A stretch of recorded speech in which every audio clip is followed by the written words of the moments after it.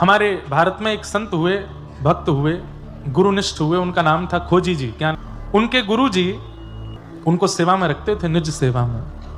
तो एक दिन शंका निवृत्त होने के बाद हाथ धुला रहे थे शिष्य खोजी जी अपने गुरु जी के। तो हाथ धोते धोते शिष्य गुरु जी हंस गए। तो खोजी जी ने पूछा, गुरुदेव आप इतनी जोर से हंसे, आपकी हंसी का कारण? तो गुरु जी तुरंत नाराज हो गए, बोले कैसे शिष्य हो तुमको ये नहीं पता कि मैं हंस क्यों रहा हूं? तो शिष्य बोले, गुरु जी क्षमा करें, मैं पहचान नहीं पाया। बोले कि तुम मेरी सेवा से अभी निकल जाओ, इतने दिन सेवा में रहते रहते हो गए, तुमको यही नहीं पता कि मैं हंस क्यों रहा हूं? अरे शिष्य का शिष्यत्व ऐसा होना चाहिए कि गुरु के आव भाव से पता कर ले कि गुरु जी क्या चाह रहे हैं, उनके मन में क्या चल रहा है। तुम्हें ये नहीं पता कि मैं हंस क्यों रहा हूं, निकल जाओ सेवा से। और जब तक इसका उत्तर ना मिल जाए कि मैं क्यों हंसा था, आना नहीं लौट के। अब बेचारे खोजी जी जगह जगह जामे, संत जनों के पास जाकर के कहें, मेरे गुरु जी क्यों हंसे, मुझे बताओ। संत बोले, हमें क्या पता तुम्हारे गुरु जी क्यों हंसे। कई संतों से बेचारे हाथ पांव जोड़ करके खूब दान दक्षिणा भी दे देते, प्रसन्न कर दे। संत बोले, बोलो तो सही क्या बात है, तुम पीछे पड़े। बोले, मेरे गुरु जी हंस गए थे एक बार, वो क्यों हंसे थे ये बता दो। कोई नहीं बता पाया।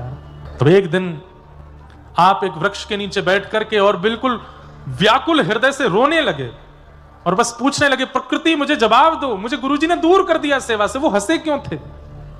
तब परम भागवत श्री कबीरदास जी प्रकट हो गए और बोले, रोते क्यों? मैं बताता हूं। बोले, क्यों हंसे?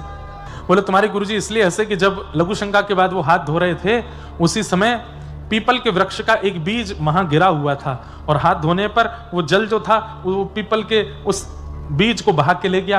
तो गुरुजी हंसने लगे, बोले, वारे बीज, तू ही अगर भूमि के अंदर प्रविष्ट हो गया होता, वृक्ष बन गया होता, तो तुझे नारायण मान करके पूरी दुनिया पूज रही होती, लेकिन तू केवल बीज मान करके संसारी विषय में ऊपर उठा हुआ है, इसलिए आज तेरी गति देख, केवल एक सामान्य से लघु शंका के जल में तू बह करके जा रहा है। संसार के लोगों पर हंसते हुए तुम्हारे गुरुदेव कह रहे थे कि जो अनेक बीजों को जन्म और अनेक लोगों को छाया प्रदान करने वाला वृक्ष बन जाता है, वो नारायण के समान पूजने लगता है, लेकिन जो वृक्ष से विहीन होकर के केवल बीज बन के पृथ्वी पर गिर जाता है, वो एक दिन इसी प्रकार के मलमूत्र के जल में बह जाता है। कबीरदास जी ने प्रकट हुआ, इसलिए तुम्हारे गुरुजी हंस रहे थे। खोजी जी बोले, इतनी गहरी सोच मेरे गुरुजी की, वो सामान्य हाथ धोते हुए बीज बह गया तो इस पर इतना गहरा चिंतन कर लिया। तुरंत जाकर के गुरुजी से उन्होंने कहा, गुरुजी आप इतने साल पहले इस बात पर इसलिए हंसे थे। गुरुजी ने कहा, मेरा शिष्य हृदय से लगा लिया। बोले, अब तुझे परमात्मा से मिलने से कोई न रोक सकता। क्यों? क्योंकि मैं तुझसे रीझ गया। भले ही मुझे परमात्मा नहीं मिले, पर मेरी प्रसन्नता से तुझे परमात्मा जरूर मिलेंगे। ये गुरु में सामर्थ्य है बंधु।